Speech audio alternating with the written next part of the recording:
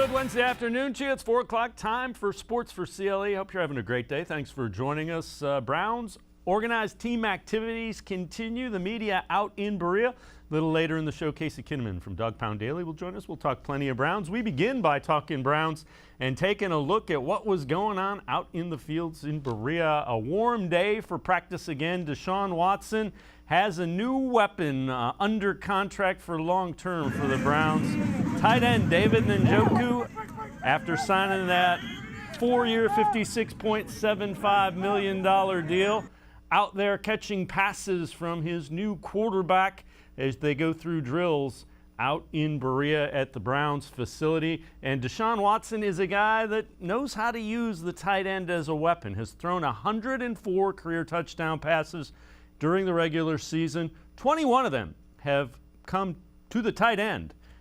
Deep seam routes over the middle. Deshaun Watson uses the tight end. With that, let's welcome in Hayden Grove from the Plain Dealer as well as cleveland.com. He was out in Berea. And Hayden, you kind of get those numbers, and the tight end is going to be a big part of what this offense wants to do. Yeah, I mean, I think it's been that way since Kevin Stefanski got here. Heavily utilized his tight ends. I think the same thing with a guy like Baker Mayfield, who loves his tight ends as well.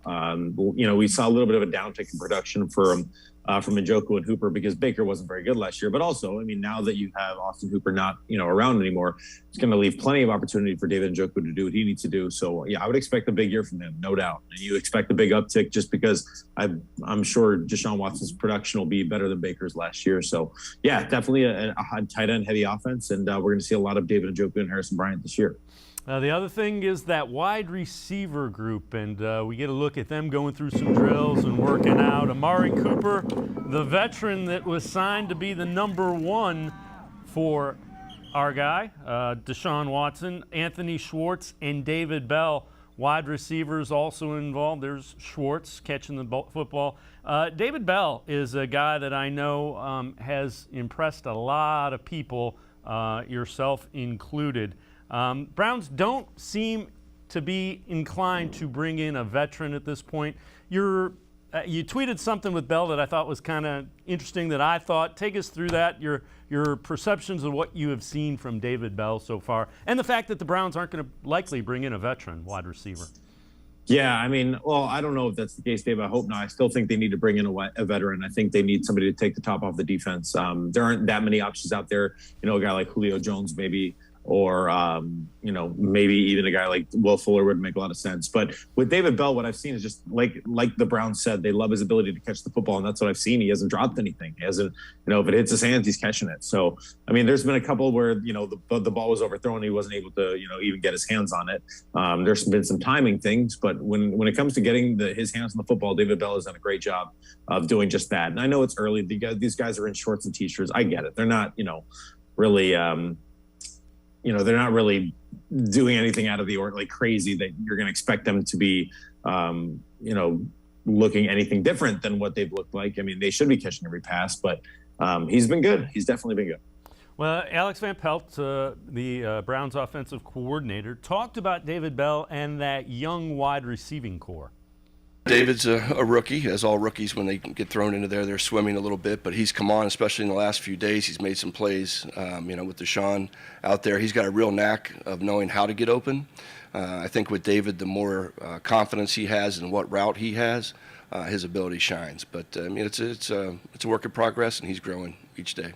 Those young receivers, are you in the instructional phase? Like, when do you need to see them take a leap as far as competing for playing time? The guys that are going to be in the mix need to step up now. Now's the time. They're getting plenty of reps in there. And as we get into the mini camp at the end, we should have a good feel about who we have, at the receiver position. But those guys are working extremely hard. And Hayden, what do you get a sense with those young guys? I know you kind of watched some of the wide receivers. Give me a sense of what you've seen. Yeah, I mean, the one guy that's impressed me is Isaiah Weston from University of North Iowa. He's been really impressive, just making catches look smooth out there. Didn't get drafted. A lot of people were surprised about that. Browns came in and picked him up, which I think was a great thing. He could end up making this team. He could end up being a part of this offense. But, with the receivers, like I said, Amari Cooper, for whatever reason, just not. Maybe it's just because he's a more Cleveland player than a guy like Odell, where Odell came in and was making spectacular catches and was a star from day one. Jarvis Landry, same kind of deal. But Amari Cooper doesn't wow you with anything. Doesn't wow you with such speed. Doesn't wow you with any like physical attributes. But again, the ability to get open. I think it's going to be hard to see in training camp, but we're going to see it on the field when the games come. He's a guy that just finds a way to get open, whether it's at the top of the route, whether it's at the start of the route, whatever. He's a guy that's just going to find a way to get open, and that's what the Browns desperately need, because they didn't have that last year. That was the difference. They did not. They absolutely did not have that last year. They didn't have a guy who could get open on his own accord, and not on his own accord, but within the realm of the offense, just couldn't find a way to find themselves open. Yeah, I think that's fair, and I think that's one of the reasons, along with the injury to the quarterback, that the passing game suffered. Well, this was a really good sign. Myles Garrett back on the field at these OTAs. And excited to be back around his teammates. Defense planning a little bit of a trip to Miami, according to Myles Garrett, for some bonding and workouts coming up in a little bit. Good look at Jacob Phillips getting in. And here is not a great sign if you're a Deshaun Watson fan. That's a pick six by John Johnson III in 7-on-7s. Got to show the defense a little bit of love, too. When you look at Garrett, I saw one of your tweets, and you're absolutely right. He looks in better shape if that's possible. Yeah, he looks bigger somehow. I know he's going to get drug tested for this, and Myles, I'm sorry, but it is what it is. I mean, the guy is a monster. He's always been a monster, but he looks bigger. And, I don't know if that's just he said he has a team this year that's working on his body and working on just getting better towards the season. So, we'll see. We'll see how much better he can get. I mean, I don't think I've seen any player better at that position than him against the Bears. And I know, it's just a rookie quarterback, but just completely took over and dominated the game. So I want to see what that next level is. If he has a next level, I would love to see it. I'm excited to see it. Kevin Stefanski talked about the importance of what's going on last week, this week, next week in these OTAs. Really good work out there today. A lot of good situational football work. Got down in the red zone really every day in OTAs. We're getting in the red zone every day. We're working our third and fourth downs. Had some third and fourth and longer distances today, which I thought was really good teaching for both sides of the ball. Really appreciative of the guys that are out there working, and they are grinding. It was warm out there, so I think that's all good work. So really impressed with this group, and then we got to have another good day tomorrow, which will end our OTAs this week. But really pleased with where we are with recognizing we have a ton of room to grow. So again, we've talked, and there's not a lot that you can tell. Who kind of shined in what you could see today? Yeah, it's such a hard question because these guys are in shorts and pads. I mean, not honestly, the John Johnson interception was good. I thought Deshaun struggled for the first time in these 2 days that we've seen him out there. But again, he picked it right back up. You're gonna have days you're just working on things and you're not really trying to, do specific things and make sure you're getting the ball completed. You want to try to, practice is the time to try to open it up and try to get into your arsenal. So, yeah, I mean, I didn't really see anybody that really stood out today, to be honest with you. I mean, like I said, the John Johnson interception was one thing, but, it's good to see David Njoku back out there. Good to see Myles Garrett back out there. And, those guys are impressive physically as anything. So I guess that'll be my takeaway. So the other thing, you mentioned Myles Garrett, and you're interested in seeing him kind of raise it up a bit. Kevin Stefanski feels there's another level that he can reach. I know that Myles is a great player. I think he can get better. And that's conversations I've had with Myles and a bunch of our players is never settling on where you are. And potential is just that. It's potential. So I think he has an opportunity to get better. There's areas of his game that he's talked with Coach Kiff about wanting to improve. So when he's out there and on the field and with the team, I think he's working on those things. It's kind of interesting, Hayden. He's really good, and he seems like the kind of guy that likes being coached like that as well. Yeah, that's one of the most important things about being an athlete. It's about being coachable. I mean, it's that the best players want to be coached. Doesn't matter how talented you are, doesn't matter how hard you work. The best players want to be coached. They want to find that little edge that can put them over the top. And that's, I think, exactly what Myles Garrett's doing. He's trying to find something that maybe, yes, he dominated at the beginning of the year, but kind of tails off. It's kind of been the story of him. He starts strong, and then maybe teams get super defensive and scared and to put 3 guys on him, and that's fine. But, maybe he wants to go through those guys. I know he can. I know he's strong enough. I know he's talented enough. So maybe that's it this year. Maybe it's, just taking it instead of just kind of, starting strong and then fading off, just be strong throughout and find a way to finish games and to be strong at the end. And I think that's probably the only place that Myles Garrett has left to go. Hayden Grove and I are going to step aside, take a quick timeout. Other side of the break, we'll head to the voicemail of Truth and Reason with a kind of hypothetical question at quarterback. Sports4CLE will be right back. Stay with us.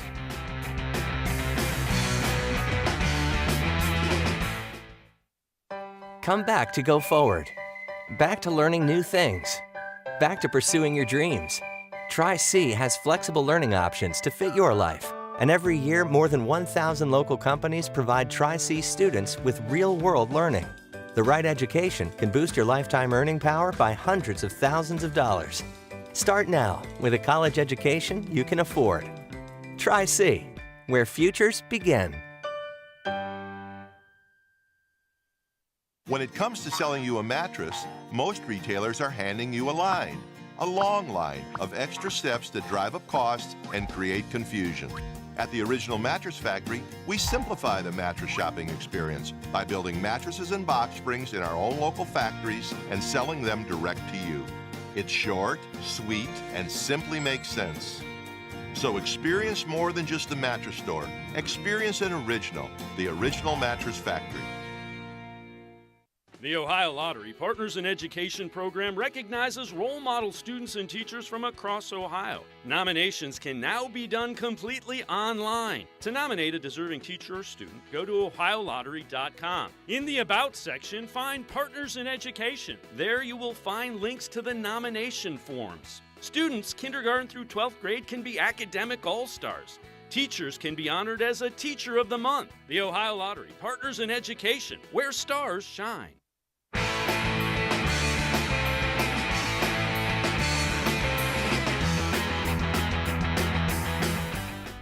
We continue talking Browns with Hayden Grove from the Plain Dealer as well as cleveland.com. Time for us to head to the voicemail of Truth and Reason. This one, a hypothetical question about the Browns quarterback position. Yeah, this is Mike. I keep hearing these hypotheticals on keeping Baker Mayfield until someone gets hurt on another team. And I just wanted to throw one crazy hypothetical out there for you. What if Deshaun Watson is suspended for the year? Jacoby Brissett comes down to an injury in training camp. What do you do with Baker at that point if he's still in the roster? That's a very good voicemail. We appreciate all the voicemails. Hayden Grove, I would assume if Watson's suspended for the year, Brissett is injured, and Baker Mayfield is still on your roster, Baker Mayfield's your starting quarterback. Thoughts? Yeah, I would agree. And I mean, it would take a lot for the Browns to kind of crawl back to Baker Mayfield. I think it would take a lot for Baker Mayfield to say, hey, I'll give it one more go. But I don't know. Baker seems to be the kind of guy that probably wouldn't go along with that, wouldn't like that. But he also seems like a guy that's a competitor and would prove people wrong. So I don't know. I mean, I think we can look at it as a hypothetical. I still think that when the season starts, Baker's not a Brown. He's not going to play for the Browns again. So, it's a hypothetical for sure, but I don't know. I don't know if Baker would have that in him to do that. I don't know if the Browns would have that in him to go back to him, to come crawling on their hands and knees and, kind of look bad in a way. Yeah, the only thing I would say as far as Baker is concerned, it gives him the opportunity to, again, show last year was an aberration. So there's a benefit for him. Oh, 100%. And I think that's all he wants to do is show that last year was an aberration, that he was hurt. I mean, that, he shouldn't have played through it. And he tried to gut it out, and it wasn't a good decision for him. And, you make mistakes in your life, you make mistakes in your career, and that's one he'll regret. I mean, it's probably a costly mistake money-wise, but he did it for admirable reasons, and it wasn't, like something that hurt other people, I guess you could say. So, yeah, it's tough. It's tough. It's a tough league. It's a tough business, and that's all he wants to do is come out and prove that last year was an aberration rather than the plan. So let's take a look at a couple of tweets here. This is involving the Deshaun Watson civil lawsuits. This is from Nikki Habvala, who is a reporter in Texas. Another civil lawsuit filed against Deshaun Watson per the complainant. Plaintiff changed her mind about suing after seeing the HBO Real Sports segments, especially after the legal team for Watson claiming that he has no regrets and has done nothing wrong. It kind of solidified her results. Also in that claim, Dion Lewis, owner of the spa where this young lady worked, facilitated massages for Watson, and you see, says she knew that Watson was attempting to have sex with the massage people. Later learned that Watson paid Lewis at least $5,000 for that. Now, as you might expect, Rusty Hardin, the lead lawyer for Deshaun Watson, vehemently denies the allegations, just as he has since they first discussed them with members of our firm in March of last year. She repeated the allegations on social media in August, then denied them. The only thing new is her contention is the embellishment, making them seem more extreme. Deshaun's denial remains consistent. Again, that is Rusty Hardin, the lead attorney for Deshaun Watson, responding to this 23rd civil complaint that came up yesterday. Myles Garrett was asked about the whole Deshaun Watson incident, the allegations and his character. Here's Myles Garrett's answer. I don't know what happened. You don't know what happened. No one in this room really knows what happened other than the people that were involved. And no, I can't move one way or another, based on hearsay. So I have to just move with the character and the man that I know from day to day. And it's a good guy from what I've seen, from what I've played against, and what I've seen in the building. It's not every day that you grab your whole offense and take them to the Bahamas. You treat them, and you're respectful to the coaches. From what I've seen, he's walked the right way, and whether he's had a slip up or not, I'm not the judge, I'm not the jury or the executioner. So I'm here to play a game, and whether we agree or disagree with who he is off the field, that's yet to be seen. But as far as the guy I know on the field, he's special. And Hayden, when you look at it, that's kind of Myles is saying, let's wait and see, let's let this play out. And I guess that made a whole lot of sense. Yeah, I mean, it's not ideal because people love to pass judgment right away, and people love to come down on people, and not a lot of grace these days. And we live in this cancel culture, and I get it. And I'm not saying that Deshaun Watson's innocent. I'm not saying that he's guilty either. I'm just saying that I don't know. It is hard for me to believe that 22 women are completely lying, and maybe there was some foul play there, and some things that shouldn't have been happening that were happening. But again, I can't. I'm like Garrett. I'm like Myles. Like I'm here to. I'm there to tweet whether it's a positive thing about Deshaun or a negative thing about Deshaun. It's about his on the field play. It's not about. I mean, I have my opinions, and I've made them known about the off the field stuff, and I'll continue to make them known. But when it comes to what he does, I'm going to go. I'm going to show you who he is on the field and what he's done in plain sight. And if that's good, that's okay. And if it's not good, that's also okay. But I'm just going to try to, hit it right down the middle. Yep. And I'm with you. Be as fair and balanced as possible. All right. Now, we've talked about that. Let's talk about the quarterback, Deshaun Watson. Alex Van Pelt talked about how this offense might be a little bit different with Deshaun Watson as the quarterback. There's different things we'll be able to do, I think, moving forward with him. We'll take some of the things that he did well in Houston, implement them into our system. But at the same time, obviously we're a run-first offense, and we're never going to shy away from handing the ball off to Nick and Kareem. And again, Hayden, what he's saying is we're not going to throw the ball 50 times when we have Hunt and Chubb in the backfield. But you might see some more run-pass options. You might see the quarterback run more. You might see him throwing over the middle deep a little bit more. Yeah, I don't like what AVP said. I don't want the Browns to be a run-first offense. As much as I like Nick Chubb and Kareem Hunt, it's not the way of the NFL anymore, man. It's not. You have an elite quarterback. You gave him $260 million with all the off-the-field stuff, with everything. You burnt a bridge with a good quarterback in the NFL and Baker Mayfield, a guy that you gave a lot to your franchise. You did all of that. You gave him all this guaranteed money just so you could have the franchise guy, no doubt leader, elite quarterback. And you're telling me you're a run-first offense? We got a problem. It needs to be a pass-first offense. Nick Chubb and Kareem Hunt are both great backs. They're amazing backs. Kareem Hunt is incredible. I think Kareem Hunt at times is better than Nick Chubb. He's more versatile. He can run through. He can find holes quicker. He's a little more elusive. I think Nick Chubb is one of the purest through-the-hole runners you've ever seen, has great vision, is strong as all hell, is fast. They complement each other extremely well. But look at the NFL. Just look at it. Look at the Chiefs. Look at the Rams. Look at the Bengals have a good running back, but I think the Bengals did it right. I think the Bengals do it right. Joe Mixon's a good running back. Plenty of off-the-field issues there too, but a good running back. They utilize him enough, but they are still a pass-first offense. They still went and got all the receivers. They got their T. Higgins. They got their Jamar Chase. They got their Uzoma's not there anymore, but still, they're a pass-first offense. That's what the Browns need to be. They need to be a pass-first offense, and they need to let that run game complement that pass-first offense. So I am completely in disagreement with Alex Van Pelt, completely in disagreement with Kevin Stefanski. I know they paid a lot of money for that offensive line. I know they love their running backs, but I don't care if it's 55-45 or 51-49. You pass more than you run. They need to pass more than they run. The rules of defense are slanted pretty heavily towards passing, so I'm agreeing with you. Pass-first teams are what usually win in the NFL at this point.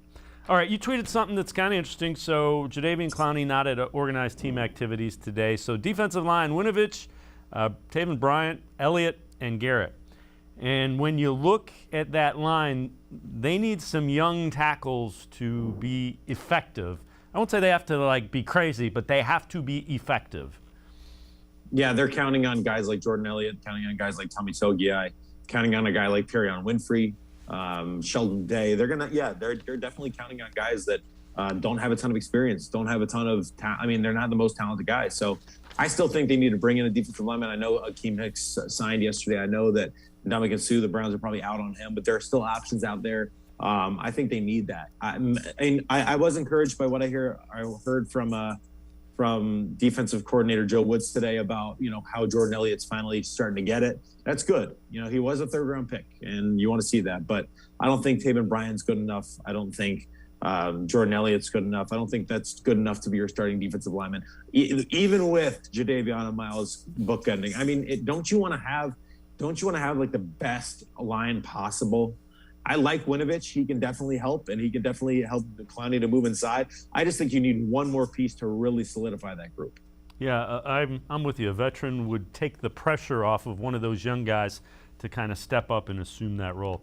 Hayden Grove and I are going to step aside, take a quick timeout. Other side of the break, we head back to the voicemail of Truth and Reason. This one about Andrew Berry. We'll also take a listen as to what the Browns were thinking about David Njoku. Sports4CLE, be right back. Stay with us. When it comes to selling you a mattress, most retailers are handing you a long line of extra steps that drive up costs and create confusion. At the Original Mattress Factory, we simplify the mattress shopping experience by building mattresses and box springs in our own local factories and selling them direct to you. It's short, sweet, and simply makes sense. So experience more than just the mattress store. Experience an original, the Original Mattress Factory. The Ohio Lottery Partners in Education program recognizes role model students and teachers from across Ohio. Nominations can now be done completely online. To nominate a deserving teacher or student, go to ohiolottery.com. In the About section, find Partners in Education. There you will find links to the nomination forms. Students, kindergarten through 12th grade, can be academic all-stars. Teachers can be honored as a Teacher of the Month. The Ohio Lottery Partners in Education, where stars shine. The Greater Cleveland Sports Hall of Fame celebrates the star athletes and notable sports figures who were born or have made their home in Greater Cleveland. It tells the story of discipline, commitment, perseverance, sportsmanship, and excellence in achievement. It encourages and inspires those who believe in sport and its direct impact on the well-being of our community. Go to clevelandsportshall.com or follow us on Twitter at GCLE Sports HOF for more details.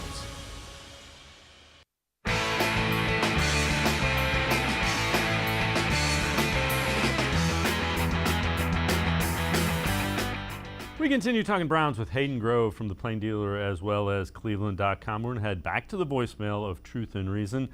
This one about Andrew Berry and the David Njoku contract. Hey, Dave, this is Cassius again, the quintessential Cleveland Browns fan. I just want to say a lot of people are going real hard against Andrew Berry for giving David Njoku that contract. But what I would like to say is I think he was ahead of the curve. Njoku's going to have a great season and many more to come after that. If you think about this, Njoku, his numbers weren't that great. You think about that Odell numbers went down and also Cooper's number went down. Now, all of that, the common denominator in that was Baker. Now, I used to be a huge Baker fan. I'm talking about I argue hard for Baker because I like his moxie. Even when he beat our Ohio State Buckeyes, when he planted the flag in the center of it, I was like, okay, I like that about him. I didn't like him doing that to Ohio State, but I wanted Baker Mayfield, and I'm talking about I argued for him and on his side all the time. But you can't deny the fact that all the receivers' numbers suffered under Baker. That's all I got to say. The Njoku signing was a great thing. Thanks. As always, appreciate all the voicemails. And Hayden, we've talked about it. In fairness to Baker, Baker was hurt, so the throwing numbers went down for everybody, and Baker probably shouldn't have played through that. But this front office and Andrew Berry have been ahead of the curve in a number of areas. The trade for Amari Cooper, signing him to the $20 million, people freaked out, and then they saw what happened. Salary cap is not going down. It's only going up, which means players' contracts are only going up. If you have a young guy that you think can play, lock him up, and Andrew Berry did that. Yeah, that's exactly. I mean, you look at the future; it's going to be astronomical. Some of these deals. So I think the Browns are trying to say, "Hey, we want to gift our guys. We want to make sure they're well taken care of. We want to take care of them, but at the same time, we want to make sure that we're not, as a franchise, we're not hamstringing ourselves in the future. So like, okay, we give them the money now. It looks good. They love it, right? Because it's good money now. 2 years from now, they're going to be like, well, maybe it's not great money anymore. But again, you don't know what's going to happen in 2 years, so you got to take it now. So it's a really smart approach by Berry, and I think the players obviously appreciate it. So that's why they've done deals for Teller, Batonio, Chubb, Garrett, Ward, and now you're looking at this deal for Njoku. I mean, it's just a sign that they want these guys locked up long term, and they're going to spend money for them, but it's going to end up being good deals as opposed to these inflated deals that might not end up so well. Yeah, I agree with you. Here's Andrew Berry on David Njoku's contract extensions. Released the statement. Pleased to secure David Njoku's presence in Cleveland. David's multifaceted skill set, both run and pass game, is a key component of our offensive system. Ability to generate explosive plays, athleticism, speed, run after a catch, along with his productivity as blocker at the line of scrimmage, is a difficult combination to find in a single player. I've seen David grow throughout his time here. We're excited to see his best football over the next several seasons. And the one thing I would add that we haven't really mentioned, Hayden, the one thing I have a lot of confidence in is Andrew Berry and the guys in the front office and how they manage the salary cap and work through it. Yeah, I mean, I definitely think they've done a great job at that. I think they've done a good job at a lot of things, and I know that you can look at John Dorsey for kind of architecting a lot of the old roster, but now this roster's his. Deshaun Watson's his. Nick Chubb is Dorsey's, but I mean, and Kareem Hunt's Dorsey's. But you look at the wide receivers; they're essentially all his. The defense is essentially all his. So this is his creation. This is his team, and now, I think that they've always handled the salary cap well, whether it was, Dorsey's players or his players. And now that they're his players, I think, maybe it'll all come together. So, yeah, he's done a great job with the salary cap, no doubt. They have very smart guys in there, and that's, while I think that sometimes the personality gets lost, the personableness, that's not a word. I'm not a Harvard guy, but the ability for these guys to be personal kind of gets lost, and I think that they don't handle the human element well all the time. But the good news is that if they're not going to handle the human element well, they better handle the numbers well, they better handle the data well, and I think they do. So that's all salary cap, and that's why they've done a great job with it. So Kevin Stefanski talked about having that weapon at tight end long term. Here's Stefanski on David Njoku. I think with Dave, certainly want to feature him. I think his skill set, as we all know, great size, great length in terms of catching the football, being able to go up and pluck contested catches. I would speak to his development as a blocker.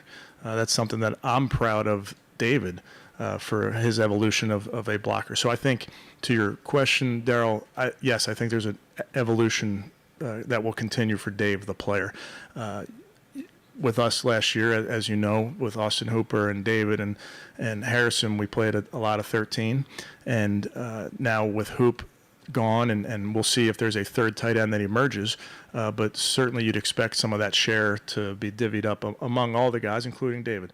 So that's all remains to be seen. But David certainly is deserving of that contract. He earned it. He did everything we asked him to do.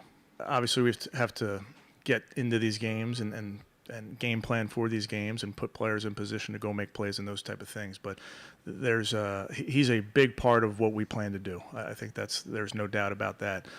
But I would just tell you what I'm most impressed with Dave is just his, I'll use the word evolution again, of becoming a complete tight end. There's not a lot of guys that can block and run and catch. And Hayden, the Browns are acting like David Njoku may be that number 2 receiver by not signing a veteran. I think that's kind of the thought process, is he's going to be that big of a part of this offense. Yeah, I can't sit here and say that doesn't worry me. I understand it. He hasn't done it. Yeah. I like David Njoku. I think he's had a remarkable turnaround. I think he's become very mature. I think he's become, really explosive. I think that, yes, he's gotten better with his blocking. I think he's gotten better with his hands. Do I think he's good enough with his hands yet? No. And that's scary for a number 2 receiver to be a guy that you're like, well, is he going to catch everything? We don't know. So I get it. I get that they want to do that. And Kevin Stefanski is a very, very tight end heavy offense, but he's got to be able to. I want to see it. You got this contract, David. It's time. Show us that you've developed those hands, because everything else is there. There's no doubt. He's athletic as all get out. He can get down the field. He can run his routes. He's physical, but just when the ball gets to his hands, that's when you're like, oh, you're praying to God that he's going to come down with it. And he has made some great catches. There's no doubt, and the hands have gotten better. But if he's going to be your number 2 receiver, he needs to not drop anything. And I mean like anything. So Godspeed to them if David Njoku is going to be their number 2. I still think that they could use another one. That's fair enough. Fair enough, but they're acting like they think this guy might be their number 2 with the contract and by not bringing in another veteran. Again, it's literally everything until the point of the catch is there. And then you just worry about that. That's tough. Hayden Grove and I are going to step aside, take one more time out. Other side of the break, we'll talk a little bit about Baker Mayfield. Sports4CLE, be right back. Stay with us.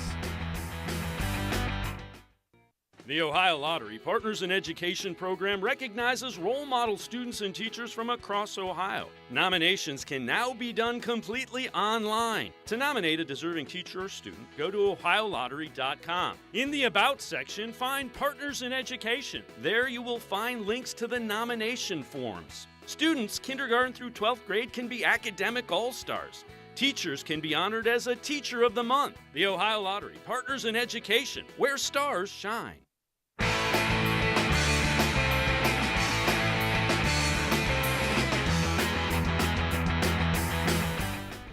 We continue talking Browns on Sports4CLE. This one is from the Bleacher Report. One move that every team still needs to make in the 2022 offseason, and to no surprise, they say trade Baker Mayfield.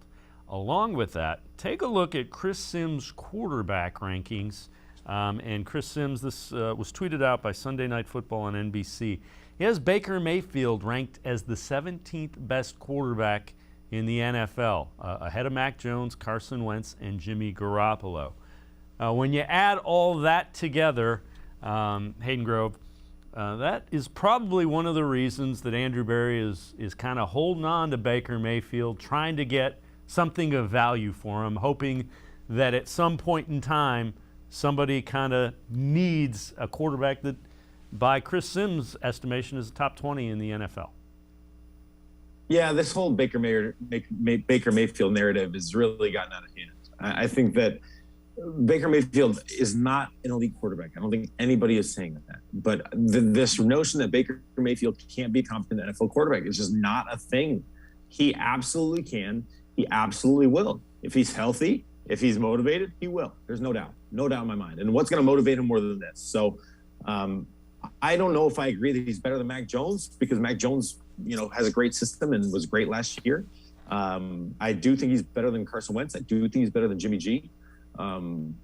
But regardless, I think that Baker Mayfield, I think that the Browns actually feel the same way that I do. I think they do. I legitimately do. I think that they believe that Baker Mayfield's a top 15 quarterback in the NFL, but they also think that that's not good enough to win a Super Bowl. And I get that. That's fine. So I think you've got 15 quarterbacks that are worse than Baker Mayfield, and they're hoping that either one of those teams, decides to pony up and pay the Browns what they feel Baker Mayfield's worth, or that one of the teams above loses a quarterback and they desperately need Baker Mayfield to stay in contention. So, I have come around. I do think it's unfair the way the Browns have treated Baker Mayfield, given that everything that happened. But I think it's actually a compliment to Baker, as opposed to like, oh, nobody wants Baker. No, I think teams do want Baker. I think the Browns are just holding him a little bit hostage, if you will. Like, well, we want to get what we need for you, for our organization, so that we can feel good about, what assets we acquired. Which, again, I don't know if it's fair, but it's a good business move, I guess. But I think, sometimes you gotta sacrifice for people. So I don't know. I hope it works out for Baker. It's going to work out for Baker. He's going to end up somewhere. He's going to win a job, and he's going to play well. So this one is from the Varsity House podcast. It's hosted by Sean Crawford. That's a local Cleveland guy. Played at Notre Dame as well as St. Ed's. He had JOK and Greg Newsome on. And this is them talking about the type of teammates Odell Beckham Jr. and Baker Mayfield were, and the relationship between the two of them. Odell got to be one of the best teammates I've had. Nah, he's probably the best teammate. Yo, like, and people be it's like, OD. It's wild how like from the outside, if I was looking in, it'd be like, oh, all right, yeah, cool. But yo, buddy, really, he was looking out for the rookies. He went on that Hayes and like after practice, he'd be like, hey, bro, let's work on this. Like, okay, when you do this, make sure when I release you like this, make sure you stay like this. Mm-hmm. Honestly, the crazy thing is Baker was a great teammate too. Like it's like phenomenal. Weird though, because like I liked him. Like for me, honestly, like he'll do stuff like I would hang out with him because it'll be like Austin Hooper, some of the offensive guys. I was hanging out with the offensive guys a little bit. Okay, but like he'll take us after games. I'll go to dinner with some, like if my family's not in town, he'll invite me to dinner and hang out with him. It was just so much. Those relationships just from the whole entire thing was just off, honestly. Like, it was just, and yes, it was, it's distracting, but, like, I knew at the end of the day, I still got to do my job. You're right. And at the end of the day, we play defense. So we don't have to worry about the guy throwing us the ball. We ain't got to worry about the guy that's catching the ball. Like, we got to stop them. And, like, we control our destiny at the end of the day. They control, obviously, the quarterback, receiver, running back. They can control their own stuff. So it was distracting for sure. Like, it was definitely locker room talks. It's just like. And again, that's kind of what we were saying. It just, for whatever reason, it didn't work out. And it's kind of confirmed. Greg Newsome kind of said, like, what I thought. I don't think there's any reason to believe that Baker Mayfield wasn't a good teammate. I don't think there's any reason to believe that Odell Beckham Jr. was a good teammate. I think Odell just wanted to catch the ball. And if the quarterback wasn't getting him the ball and he wasn't feeling it, then that was that. I don't think it was anything personal. I think he could have handled it a lot better. But again, I think it was a purely football thing. I think that Baker tried really hard to work with Odell and to get on the same page, but it just didn't work. And I don't think it's any fault of Odell's. I don't know if it's, last year I would say it's a fault of Baker just because he was not playing at his highest level because of the injury. So I think sometimes things just disintegrate. And that doesn't mean that they don't, that somebody's bad and somebody's good. It just, sometimes it doesn't work out. Yeah. And again, that's kind of where we thought it was. So predicting every NFL team's 2022 surprise rookie gem. This is from the Bleacher Report. For the Browns, Perion Winfrey. Winfrey joins a young rotation with Taven Bryant, last year's 4th-round pick Tommy Togiai. Bryant was a first-round bust from Jacksonville, which opens the door for Winfrey to win the job as rookie. Totaled 5.5 sacks in his breakout season of 2021 and kind of was used as a nose tackle. So that's very interesting. Take a listen to defensive coordinator Joe Woods and what he has to say about Perion Winfrey. He is a very passionate player. He plays very hard. With his size and his athletic ability, his attitude, his approach to the game, he's exactly what we were looking for. He still has to grow up a little bit. He has to learn our system, but we're very pleased with getting him in the draft. What does he do? What does he really bring to your defense other than that passion? He has extreme length, 35-inch plus arms, 300 pounds. He gets off the ball. He's very explosive, and we want to have more of an attacking front. We want guys that get off the ball, dent the line of scrimmage, and that's exactly what he did in college. That might explain why they're thinking young. If you're looking for guys that are quick with that quick first step, that's something that you lose as you play, 15, 20 games a year in the NFL. Yeah, no doubt. If they want speed, I get it. I get that. So, yeah, I think Winfrey is probably a good pick, because I think he fell a little bit in the draft, maybe kind of like a JOK. He's going to come in and he's going to have an opportunity unless they do go grab another player. He's going to have an opportunity to get playing time. So I think Winfrey's a good call for a guy that maybe a diamond in the rough, but a guy that could certainly help this Browns defense. All right, before we let you go, take a look at this. So Hayden, not only a sports guy, but also a very accomplished singer. I've heard your voice, got a great voice. I'm going to ask you to sing one of these times on our show. Here is where you can see Hayden in June, so go out and catch him. Hayden Grove, as always, thanks so much for the time and the insight. Appreciate it very much, Hayden. Thank you for the plug. I appreciate you. All right, Hayden Grove, make sure you read him Pain Dealer, get out and listen to him sing. The guy can definitely sing. We're going to step aside, take a quick time out. Other side of the break, Casey Kinnamon from Dog Pound Daily. We head back to the voicemail of Truth and Reason. Casey also breaking down position groups for the 2022 Browns. Sports4CLE, we'll be right back. Stay with us. Come back to go forward. Back to learning new things. Back to pursuing your dreams. Tri-C has flexible learning options to fit your life. And every year, more than 1,000 local companies provide Tri-C students with real-world learning. The right education can boost your lifetime earning power by hundreds of thousands of dollars. Start now with a college education you can afford. Tri-C, where futures begin. The Ohio Lottery Partners in Education program recognizes role model students and teachers from across Ohio. Nominations can now be done completely online. To nominate a deserving teacher or student, go to ohiolottery.com. In the About section, find Partners in Education. There you will find links to the nomination forms. Students kindergarten through 12th grade can be academic all-stars. Teachers can be honored as a Teacher of the Month. The Ohio Lottery Partners in Education, where stars shine. I am powerful beyond my wildest imagination.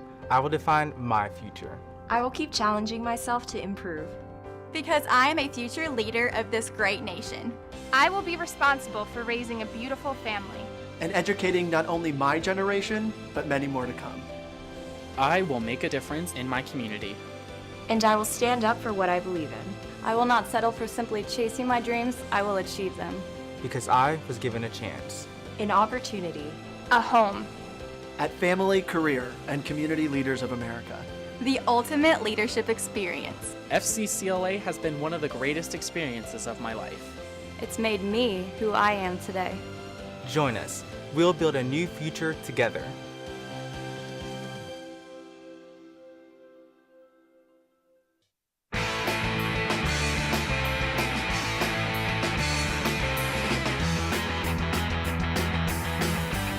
We continue talking Browns on Sports4CLE. Let's head back to the voicemail of Truth and Reason. This one about the Baker Mayfield situation. Hey, Dave. Hope you had a happy Memorial Weekend. And I just have a quick question for you. So we know the Browns are not going to cut Baker Mayfield, and he hasn't been showing up for training. And so now that we know that they aren't going to cut him and that they are going to hang on to him in case. And what do you think about Baker just taking a fine? Because we know that it's not likely he's going to snap for the Browns. So if he says just deduct my fine from the $18 million, what's your thoughts on that? All right, thanks for your time.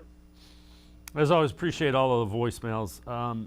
I believe that once they become mandatory, Baker Mayfield will likely show up. He has 18 million reasons to do that. Casey Kinnamon, your thoughts? Right now, everything is voluntary, so that's one of the reasons he's not showing up. I think if things become mandatory, he probably does and just says, I'm just here to play football. Yeah, I agree with you. If it's mandatory, he's probably going to show up unless there's some back channel dealings between his representation and Andrew Berry. But at the end of the day, like, in 3 years, are we going to be worried about that 18.9 that they didn't recoup 11 of it or whatever the number is? It's going to come down to they got their quarterback of the future, and that's what's important here. Everybody keeps losing sight of that. It'll be nice. I'm sure the Browns want to do the best thing they can for them. They want to get as much money recouped or an asset or whatever it is. But at the end of the day, they got their quarterback of the future, and that's actually all that's important right now. So you did an article kind of grading the offensive depth. Let's run through that. We'll go skill position first. Quarterback B+, running back A+, wide receiver D+. So take us through your thoughts there. Well, if you just look at go to start with a running back, as is right now, that room is stacked, completely stacked. Now it's going to look a lot different when they get to 53. It all hinges on Jerome Ford. He may prove to be ready for the moment and kind of push a couple other players out, and maybe it looks a little different. But they're so stacked at that area that they could afford, no one wants to see Nick Chubb get injured, but if they did, wouldn't be at the end of the world. Transfer to wide receiver. If Amari Cooper gets hurt, the Browns are in a heap of trouble. They don't have the proper depth of people ready to contribute now. They have Amari Cooper, and they have an ascending player in DPJ, but behind that they have a lot of unproven commodities that you can't put all your hopes and dreams in.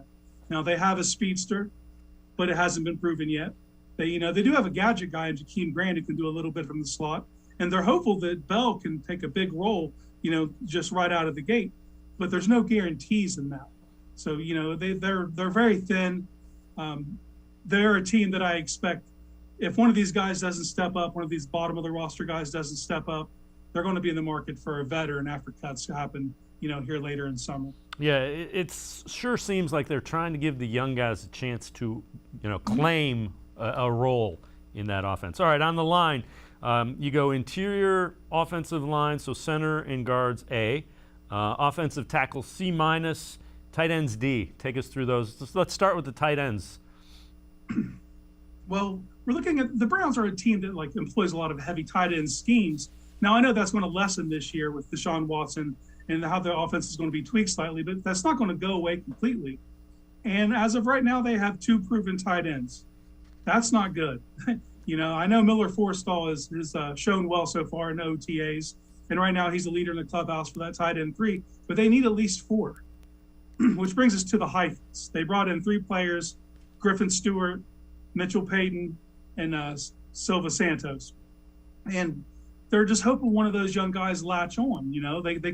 They can prove to be worthy. And you're also going, that 4th tight end also has to pull a lot of special teams duty, So for a team who employs a lot of heavy tight end schemes, they really have nothing past 1 and 2. And once again, what if you have an injury to, say, Harrison Bryant sprains his ankle again? Like, it's one thing to not say you can't run 13 personnel, but to not be able to run your 12 personnel, that is an issue. That's fair enough. And let's talk a little bit about tackle before we move on. If healthy again, Conklin and Wills were good. Mm-hmm. Yeah, that's the room that's completely health dependent, because on paper, you look at Chris Hubbard, that's an excellent swing tackle. He's a veteran. He's played every position down the line, but he hasn't finished the season in the last 2 years, And with Conklin coming off the torn patella, that's a huge concern, because then you obviously just default to James Hudson, who showed improvement last year, but you would be expecting a huge leap from him in year 2 to be a solid starter for sure, if not nothing else, just a swing tackle. So you basically got 2 tackles behind Conklin. One of them, Hubbard, who's very experienced, has health issues himself, and Hudson, we have to see it. That's basically what it comes to. After that, you have a bunch, Alex Taylor. They got some guys that are working, but nobody that you could depend on. So that's the reason I grade that at a C-. Now, that could definitely improve if Hubbard stays healthy, because I believe he could be an excellent swing tackle. Yeah, that's fair enough. And just look how deep they went. They were on their 4th and 5th tackles last year as starters for a couple of games. All right, before we go to break, Kevin Stefanski talked about one of those offensive guys in the interior, Nick Harris, getting a chance to win that starting center job, and just talked about how impressed they've been with Nick Harris. Speaking to Nick in general, I think you guys know how we've talked about how he's treated this offseason, how he's come in great shape. He's worked incredibly hard just from the day the season ended, really throughout the offseason, and working so hard in his body. And then, as we all know, that center position is making so many calls, so much communication occurs from the center to the rest of the offensive line, and that's something that Nick is very good at, and he works hard at it. And Casey, one of your colleagues, Eddie McDonald, pointed out last year, J.C. Tretter wasn't starting, so there's a little bit of chemistry based on the fact that Nick Harris was, in fact, the starting center for most of the practices. Yeah, Tuesday through Thursday, that was Nick Harris's job. J.C. would show up on Fridays and do the walkthrough, So they know what they have in him from that point of view, his work ethic, if he can be out there, if he can run with the starters. But then we've seen him start against the Packers on Christmas, and I was very impressed with his movement skills, his ability to get out on the point. And that's how you spring big runs in this league, especially when you have a back like Chubb. When you got offensive linemen that can get to that second level and cause problems for linebackers and safeties, that can really make the running game go. So I've been very impressed with Nick Harris from that point of view. I know he spent a lot of time this offseason bulking up. I'm hoping he didn't do it to a degree where it's going to affect his movement skills, because to me, that's what made him really impressive. What we need to see, though, are those calls on the line. Him calling out Mike, him dictating how they're going to go about blocking schemes. So that's what's really important, and that's what these days are for right now. That's what he's going to be getting down, and we'll see early on in the season how he adjusts to that. Casey Kim and I are going to take a quick time out. Other side of the break, we'll talk a little bit about Deshaun Watson. We'll hear Kevin Stefanski and Alex Van Pelt on the Browns quarterback. Sports4CLE, be right back.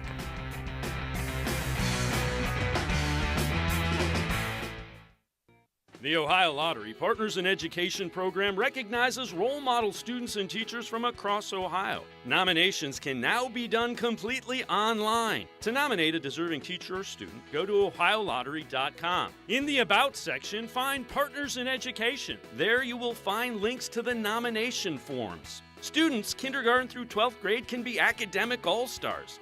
Teachers can be honored as a Teacher of the Month. The Ohio Lottery Partners in Education, where stars shine.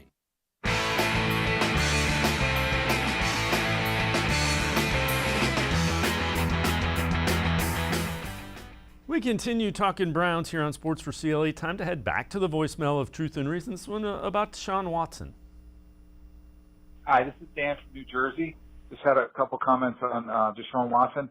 Just now that there's a 23rd accuser, even I'm a lifelong Browns fan, is becoming a little uncomfortable with this. I have a proposal that if he gets a year-long suspension, I know it sounds crazy, but if we sign Colin Kaepernick, just what he stands for is what I think the Browns should stand for. And Jakeem Grant did a workout with him in Florida, so he has inside if Andrew Berry wanted to consult with him, because I think he could still play, and I think it would just change this whole thing around. I know Deshaun Watson is trying to get the players behind them with that trip to Bahamas and giving the Rolex to Anthony Walker. But why did he have to do it in front of everyone, in front of the media? I feel bad for the guy. I'm not here to judge him, but I just think, it's hard to get behind him. Take care. Bye. And as always, appreciate all of the voicemails. Casey, let me make this point. Again, what the NFL allegedly did in blackballing Colin Kaepernick, absolutely 100% wrong. But the guy hasn't played a snap since 2016. Peyton Manning was still playing in 2016. If he is in fact suspended for the entire year, think in terms of Ryan Fitzpatrick or somebody like that that's a veteran that has played a lot that's out there. If you in fact aren't sold on Jacoby Brissett. I agree with you 100%. You don't get better at something by not doing it. 2016, you can go out and work out and you can throw the ball around, but unless you're seeing live bullets, unless you're getting that live action, you're not going to be sharp by any means. There's going to be a significant regression. And if Watson is to be suspended for an entire year, I think bringing someone like Ryan Fitzpatrick into the quarterback room would be huge. I would even start off with Jacoby Brissett, but in an instant, you can hand the ball to Fitzmagic, and he can handle it. He's a proven veteran. He's seen everything. I'm amazed he hasn't played for the Browns before, actually. But I think that he would be an excellent person to bring into that room, even if you weren't planning on starting him right away, because he's someone that you can always just turn to, and he can do a significant stretch for you. Yeah. And you look at the other options, are you going to bring Bortles in or Mike Glennon? I mean, if you're looking for a veteran, Fitzmagic would be the perfect person. Yeah, and it's got to be a guy that can do it without a ton of reps and that has won. Kevin Stefanski, Alex Van Pelt talked about what they have seen on the field from Deshaun Watson. His physical ability certainly jumps out to you on the field, and his stroke, as AVP would say, with how the ball comes out and how quickly it comes out, and where his elbow and hand are in relation to that ball coming out, and the velocity and all those type of things. I think it's been impressive to watch this caliber of player be able to get the ball out of his hand quickly and really accurately, as we all know is so important. He's very dynamic. The accuracy and the arm strength are two of the things that stand out the most. His football knowledge is vast. He's learning our system as we go, but you could tell he's got a lot of football experience in his body. He's fun to watch, and this is just in settings of controlled pockets. But going back and watching the tape, he's obviously, a tremendous player outside the pocket as well when he extends the plays. Not to turn it into a comparison, but you spent time around Aaron Rodgers, who's an elite quarterback. Do you see some of that when you kind of work with Deshaun? I do. I mean, his ability to escape is top-notch, elite in the league, and then his ability to make plays outside the pocket is up there too. So there's some similarities. And Casey, I think people tend to forget Watson's only played 4 seasons, so he's still going up. The quarterbacks ascend still at that point. Yeah, I think it's one word: sharp. He's sharp. He's sharp in his mentals. He's sharp with his fundamentals. He's a player that looks crisp out there, and it definitely comes off when you see footage of it. Nothing looks rushed. Everything looks like it's on time. He looks very poised, and he can do the crazy stuff. The remaining calm in the chaos is something he's very adept at. All right, before we let you go, this is from CBSSports.com. How veteran quarterbacks will impact their new teams. And for Deshaun Watson, it is downfield passing. Among active quarterbacks, no one has a higher completion percentage, almost 44%, on throws made more than 20 yards downfield since 2018. His 103.9 rating on those long balls is 9th in the NFL during that time. And when you pair that with what the Browns do in the running game, that's a whole lot of headaches for a defense. Oh, yeah, that's big play city right there. What's interesting to me is it's not like he's just rocketing balls in there. It's timing, an understanding of speed. It's always, he drops it right in the bucket. And it never, like I said, it never looks forced. He just flicks it out there, and it's a perfect trajectory. and it comes down and it hits the receivers in stride. That is huge. I mean, and it's proven. This is a proven thing. It was with players like DeAndre Hopkins and a speedster like Will Fuller. Like, these players aren't slowing down and have to come back to adjust for the ball. It's always on time, it's in stride, and it ends with 6 points. Like, that is huge, especially with the Browns running game, how it's going to open up and bring safeties up. They're going to get those shots. Can they capitalize on them? And we know from the quarterback point, they can definitely do that. Casey Kinnamon from Dog Pound Daily, as always. Thanks so much for the time and the insight. Appreciate it very much, Casey. Hey, anytime. All right, Casey Kinnamon, make sure you read him, Dog Pound Daily. That's going to do it for this edition of Sports for CLE. See you back here tomorrow at 4 o'clock. Scheduled guests Quincy Carrier and Lance Reisland, a new one from cleveland.com, former coach to break stuff down. That's tomorrow, 4 o'clock, Sports for CLE. We'll see you then. Have a great night, everybody.